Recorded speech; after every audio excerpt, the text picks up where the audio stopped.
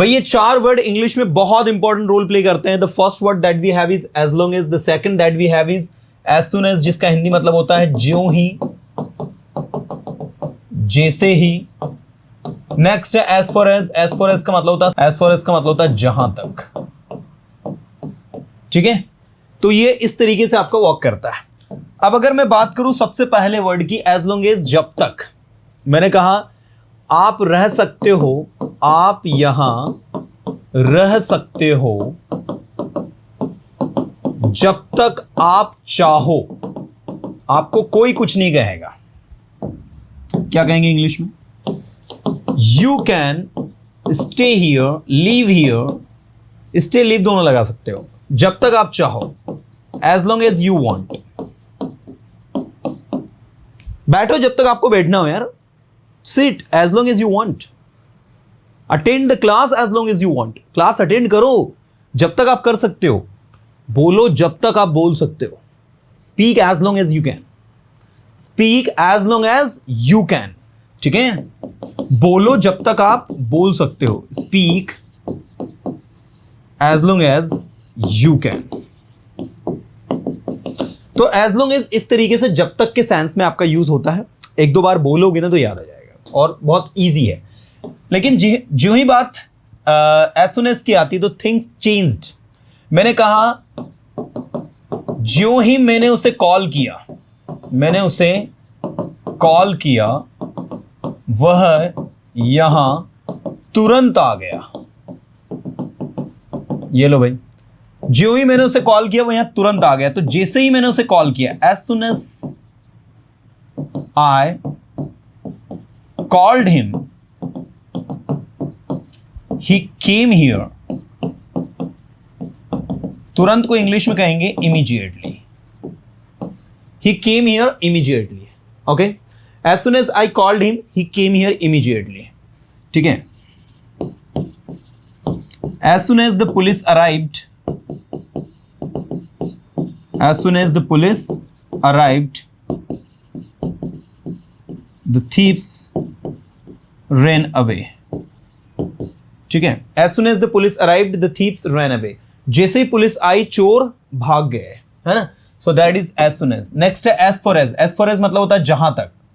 ठीक है, मैंने कहा जाओ जहां तक आप जा सकते हो. जाओ जहां तक आप जा सकते हो.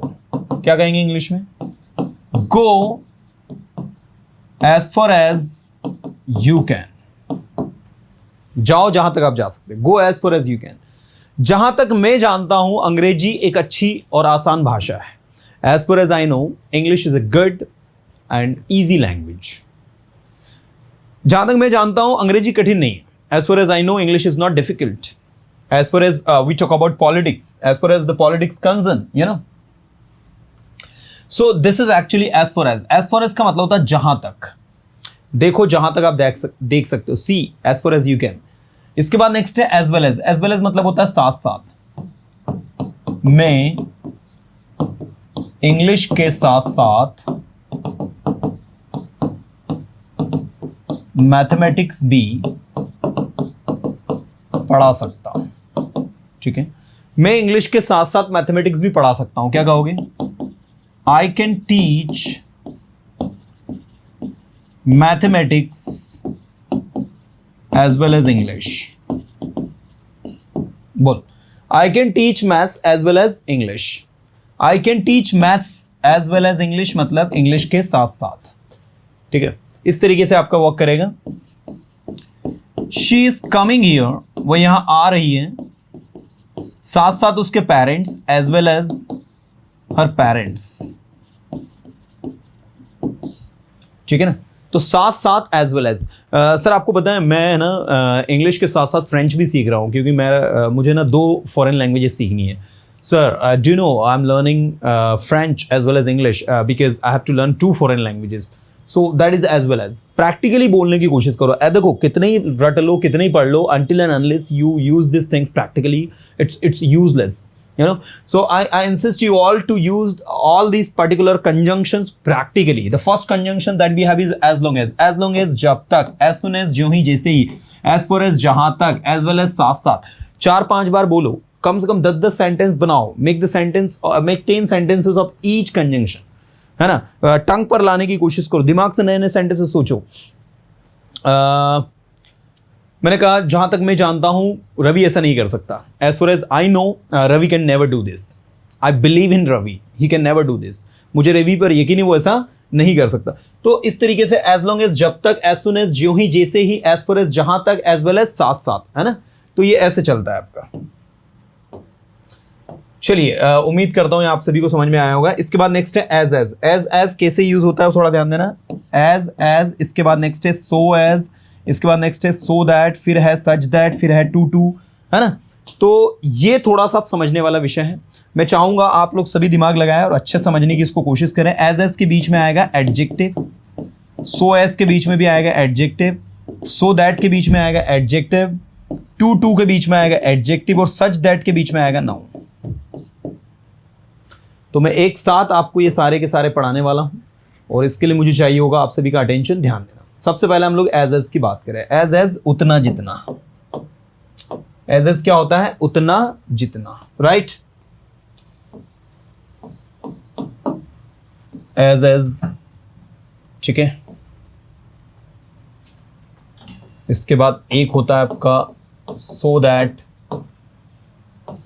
एक होता है आपका टू, और एक होता है आपका सच दैट। तो एज और एक है इसमें सो एज। एक्चुअल में ये दोनों एक ही है, जो मीनिंग एज देता है वही मीनिंग सो एज देता है, लेकिन इसका उपयोग करते हैं हम नेगेटिव स्टेटमेंट में। जैसे मैंने कहा रवि उतना ही अच्छा है जितना कि रोहन। तो उतना ही अच्छा को इंग्लिश में कहेंगे एज गुड एज, यहां पर बीच में आएगा गुड, एडजेक्टिव। अब आपको यह बताने की जरूरत नहीं एडजेक्टिव क्या है, सारे स्टूडेंट्स को पता है एडजेक्टिव क्या होता है। कैसा से जो आंसर आता है वही आपका क्या होता है, एडजेक्टिव होता है। तो रवि उतना ही अच्छा है जितना कि रोहन, क्या कहोगे इंग्लिश में, Ravi is as good as Rohan.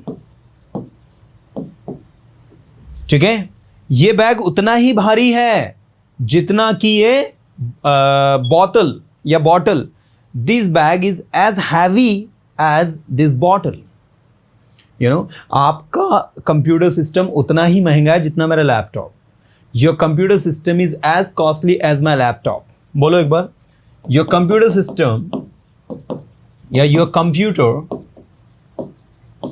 Is as costly as, ठीक है, your computer is as costly as my laptop. ठीक है, your computer is as costly as my laptop. आपका कंप्यूटर उतना ही महंगा है जितना मेरा laptop. Rohan is as creative as Sohan. Rohan उतना ही क्रिएटिव है जितना कि सोहन। तो आप देख सकते हैं एज किस तरीके से आपका यूज हो रहा है। ऐसे ही दूसरा है आपका so as. So as negative में होता है, जैसे मैंने कहा she is not so creative, वो उतनी क्रिएटिव नहीं है एज रीना, जितनी की रीना है। मतलब रीना जो है उससे ज्यादा क्रिएटिव है। ये बैग उतना भारी नहीं है जितना आप समझते हो। This bag is not so heavy as you understand. ठीक है, रीना उतनी समझदार नहीं जितना आप उसे समझते हो। Reena is not so creative as you consider her. She is not that much creative, you know. So this is like, मैंने कहा Seema is not so creative. Seema उतनी क्रिएटिव नहीं है एज यू, जितने की आप हैं। तो एज और सो एज का उपयोग नेगेटिव सेंटेंस में होता है, एज का अफर्मेटिव में होता है। अब मैं आपसे बैक टू बैक 10-15 सेंटेंस पूछूंगा, आपको इंग्लिश में बनाना है। आपका बैग उतना ही भारी है जितना कि मेरा बैग। चलो बताओ इंग्लिश में क्या बनेगा। आपका बैग उतना ही भारी है जितना कि मेरा बैग, क्या बनेगा इंग्लिश में? Your bag is as heavy as my bag. आपका बैग उतना ही भारी है जितना कि मेरा बैग, क्या कहोगे इंग्लिश में? Your bag is as heavy as my bag. आपका बैग उतना भारी नहीं है जितना कि मेरा बैग है, क्या कहोगे? Your bag is not so heavy as mine या माई बैग। अगर नेगेटिव बना दिया तो यहां पर एज की जगह सो लग जाएगा या नॉट लग जाएगा। ठीक है, कोई बहुत बड़ी डील नहीं स्टूडेंट्स, और कोशिश करो इनको कम्युनिकेशन में यूज करें। मैंने कहा रोहन उतना ही स्मार्ट है जितना कि सोहन। Rohan is as smart as Sohan. Rohan उतना ही टॉल है जितना कि Mohan. Rohan is as tall as Sohan, तो टॉल हाइट के लिए यूज करते हैं हम। चलिए let's talk about the next that we have is so that. अब ये सो दैट क्या है? इसके बीच में भी एडजेक्टिव आता है। देखो यहां भी एडजेक्टिव, यहां भी एडजेक्टिव, यहां भी बीच में एडजेक्टिव और यहां भी बीच में एडजेक्टिव। मतलब ये 4 ऐसी कंजंक्शंस हैं स्टूडेंट जिनमें सिर्फ बीच में एडजेक्टिव लगाते हैं। अब मैंने कहा यहां देखो कैसे, वह इतना होशियार है कि वह कुछ भी कर सकता है। ये लो भाई, ये अफर्मेटिव। नेगेटिव में भी ये लगता है, बैग इतना भारी है कि आप इसे उठा नहीं सकते। ठीक है, अब दोनों स्टेटमेंट्स को ध्यान से देखना सारे स्टूडेंट्स। वह इतना होशियार है कि वह कुछ भी कर सकता है। He is so sensible. होशियार को क्या कहते हैं? Sensible. He is so sensible that, ठीक है, वह इतना होशियार है कि वह कुछ भी कर सकता है। He is so sensible that he can do anything. He is so sensible that he can do anything. ठीक है, वह इतना होशियार है कि वह कुछ भी कर सकता है, तो he is so sensible that he can do anything. दूसरा, बैग इतना भारी है कि आप इसे उठा नहीं सकते। क्या कहोगे? The bag is so heavy that आप इसे उठा नहीं सकते। You can't lift it. ठीक है, the bag is so heavy that you can not lift it. Bag इतना भारी है कि आप इसे उठा नहीं सकते। द बैग इज, क्या कहोगे? The bag is so heavy that you can not lift it. तो ये इस तरीके से आपका चलता है। रोहन इतना क्रिएटिव है कि किसी भी पजल को वो सेकंड्स में सॉल्व कर सकता है। क्या कहोगे? रोहन इतना क्रिएटिव है कि वो किसी भी पजल को सेकंड में सॉल्व करता है। Rohan is so creative that he can solve any puzzle, ठीक है, in seconds. Rohan is so creative that he can solve any puzzle in seconds. Seema इतनी बहादुर है या इतनी बोल्ड है कि वो किसी के सामने भी कॉन्फिडेंटली बोल सकती है। Seema is so brave, so confident, so bold. Bold, brave, confident, तीनों में से जो आपको अच्छा लगे यूज करो। Seema is so brave that she can speak before anyone confidently। चलिए ये तो सो दैट हुआ है ना। अब अगर कुछ नेगेटिव सेंटेंसेस आए सो दैट में, ध्यान देना। जैसे नंबर ए देखना, बैग इतना भारी है कि आप उठा नहीं सकते। The bag is so heavy that you can not lift it. ठीक है, दूसरा देखो, सीमा इतनी कमजोर है कि चल भी नहीं सकती। Seema is so weak that she can't walk. मौसम इतना बुरा है कि आप बाहर नहीं जा सकते। द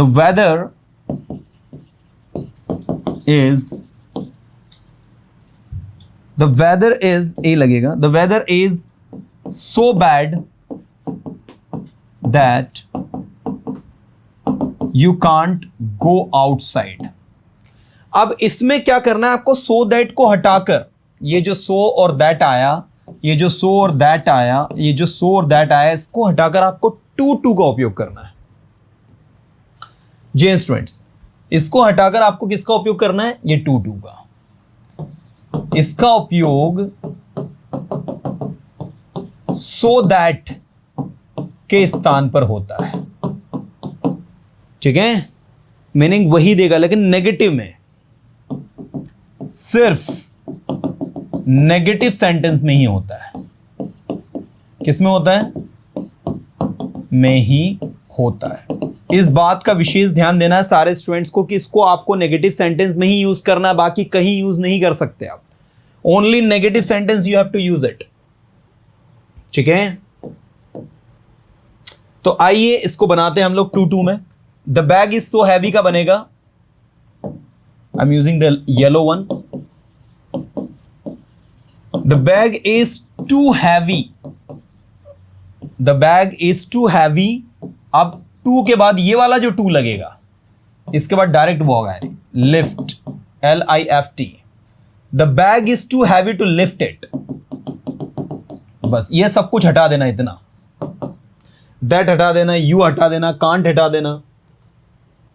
ऐसे देखो, Seema is so weak that she can not walk, तो क्या कहोगे, सीमा इज सो की जगह टू आ जाएगा, टू वीक। अब टू के बाद direct walk.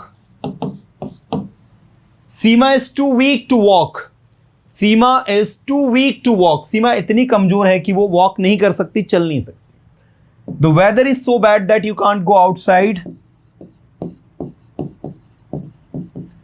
The weather is too bad to go outside, ठीक है। The weather is too bad to go outside, है ना। The weather is too bad to go outside, मौसम इतना बुरा है कि आप बाहर नहीं जा सकते। मीनिंग वही देगा, जो मीनिंग ये दे रहा है वही मीनिंग ये लाइन दे रही है। इसका मतलब ये हुआ कि टू टू जो होता है सो दैट को रिप्लेस करता है, लेकिन जब नेगेटिव मीनिंग हो तभी। अब मैंने कहा रोहन इतना कॉन्फिडेंट है कि वो किसी के सामने बोल सकता है, इसको टू टू में नहीं बनाना है। मतलब टू टू में आपको वही सेंटेंस बनाने हैं जो नेगेटिव मीनिंग देते हो। मैंने कहा रोहन इतना कॉन्फिडेंट है कि वो किसी के सामने बोल सकता है, तो इसको सो दैट में ही बोलना है। Rohan is so confident that he can speak confidently before anyone. मैंने आपसे कहा change into too to, no you can not change it because it is giving positive meaning. इसके बाद अगला है सच दैट। अब अगला सच दैट कैसे यूज होता है वो भी देख लो फटाफट। एक बार फिर से सुनो, यह बैग उतना ही भारी है जितना कि वो bag, this bag is as heavy as that bag, ये बैग उतना भारी नहीं है जितना कि वो bag, this bag is not so heavy as that bag, और ये पजल इतनी कॉम्प्लिकेटिव है कि आप इसे सॉल्व नहीं कर सकते, this puzzle is so complicative that you can not solve. या फिर आप कह सकते हो this puzzle is too complicative to solve. क्या कहोगे, this puzzle is too complicated to solve, ये इस तरीके से बनेगा। This puzzle is too complicated to solve, ये पजल इतनी कॉम्प्लिकेटिव है कि आप इसे सॉल्व नहीं कर सकते। इसके बाद अगला देखो सच दैट। अब सच दैट कैसे वर्क करता है, इस चीज को थोड़ा सा ध्यान देना। देखिए, अगर मैं बात करता हूं सच दैट की, तो Ravi such a boy, Ravi is such a boy, Ravi एक ऐसा लड़का है, Ravi such a boy that can do anything. Ravi एक ऐसा लड़का है जो कुछ भी कर सकता है। तो आप ध्यान से अगर देखें तो यहां पर लिखा है सच और यहां लिखा है दैट, तो बीच में आता है सच दैट के साथ में नाउन। क्या आता है, नाउन। कोई पूछे कि आपसे सो दैट और सच दैट में क्या अंतर है, तो बोलना सो दैट के बीच में आता है एडजेक्टिव और सच दैट के बीच में आता है नाउन। यह एक ऐसा क्वेश्चन है जिसका आंसर मैं नहीं कर सका, यह एक ऐसा क्वेश्चन है जिसका आंसर मैं नहीं कर सका। क्या कहोगे, this is such a question that I couldn't answer, जिसका आंसर मैं नहीं कर पाया। अंग्रेजी एक ऐसी भाषा है जो हर कोई सीखना चाहता है। English is such a language, ये देखो ये सच के बाद लैंग्वेज, अब आएगा दैट। ठीक है, ऐसे देखो, ये सच के बाद आया अ क्वेश्चन, फिर आया दैट। तो English is such a language that हर कोई सीखना चाहता है, एवरीबडी या everyone wants to learn. English is such language that everyone wants to learn. ये एक ऐसी चेयर है जो आपके पास नहीं, this is such chair that you don't have. पानी एक ऐसा नेचुरल एलिमेंट है जो सिर्फ पृथ्वी पर ही पाया जाता है। Water is such a natural element which is found only on planet only on planet earth. You know, oxygen एक ऐसी गैस है जिसके बिना हम नहीं रह सकते हैं। You know, oxygen such a gas without which we can not live. तो such a gas, such a question, such a answer, such a language, you know, such के बाद में नाउन आएगा, फिर दैट आएगा, फिर अगला सेंटेंस आएगा। मैंने कहा एक ऐसी बॉटल है जो आप नहीं खरीद सकते, this is such a bottle that you can not buy. एक ऐसा क्वेश्चन है जिसका आप आंसर नहीं कर सकते, this is such a question that you can not answer. अंग्रेजी एक ऐसी भाषा है जो हर कोई सीख सकता है, English is such a language that anyone can learn it. तो आप सच दैट को ज़्यादा सीरियसली ना लें, it's very easy to answer, और बहुत आसानी से आप इसे कर सकते हैं, बोल सकते हैं। So now you can see that I have explained you as long as soon as far as well as. Then I explained you as, so as, so that, to and such that. What do you think? Conjunction एक ऐसा topic है जो ज़्यादा कठिन तो नहीं है, but student इसे थोड़ा कठिन मानते हैं। Sorry.